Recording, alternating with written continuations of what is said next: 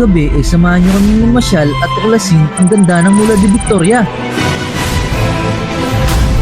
Tara na't sabay-sabay nating maranasan na maladis nilang team.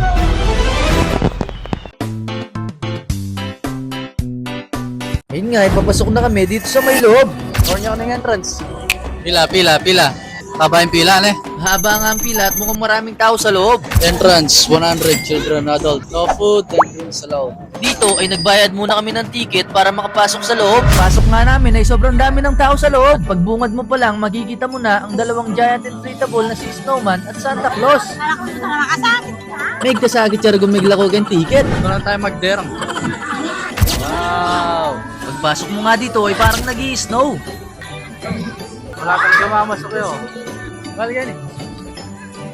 Yan o. 3 nila. Budang nga tayo doon. Budang. 1, 2. Makay, madalumdum. Mabasa ako ha. Mamambun. Lumipat na nga kami dahil nababasa na kami doon sa pahamog nila. Wala pala, Chowa Disneyland. Yan na nga mo. Dalumdum niya eh. Sala kay brightness. Okay, 1, 2. Pati tuloy yung camera namin nahamugan. Mal, lumaki kayo.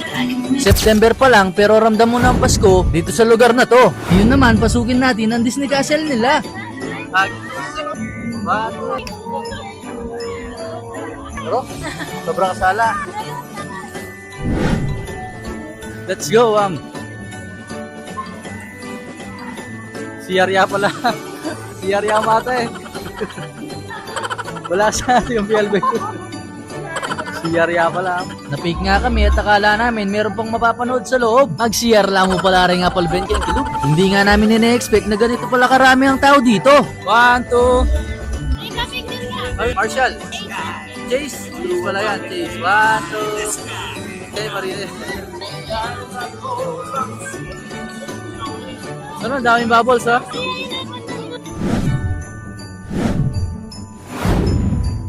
Naglakad-lakad pa kami para makita ang iba pang mga attraction dito. At dito naman sa food court, sobrang dami din ng mga tao. Siga, karol tao.